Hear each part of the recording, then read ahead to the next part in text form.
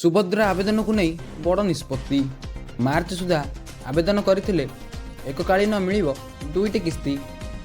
Video T देखिए पूर्व जदि आप आम चैनल को सब्सक्राइब करना तेज सब्सक्राइब कर दिंतु आ बेल नोटिफिकेशन को भी ऑन कर दिंतु।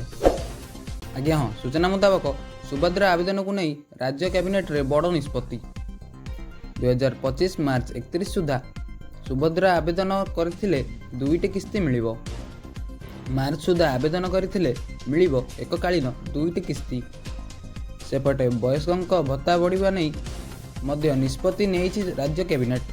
80% रु अधिक भिन्नक्षम और 80 वर्ष रु अधिक वयस्क भत्ता बढ़िबो। मासिक भत्ता 1200 रु 3500 को वृद्धि नहीं कैबिनेट मोहर। आज राज्य कैबिनेट रे विभिन्न विभाग रे 9टी प्रस्ताव मोहर बाजिछि। कृषि उद्योग योजना को कैबिनेट अनुमोदन करिसेंती मुख्यमंत्री। एही योजना रे 5 वर्ष रे खर्च हेबो 750 कोटी टंका।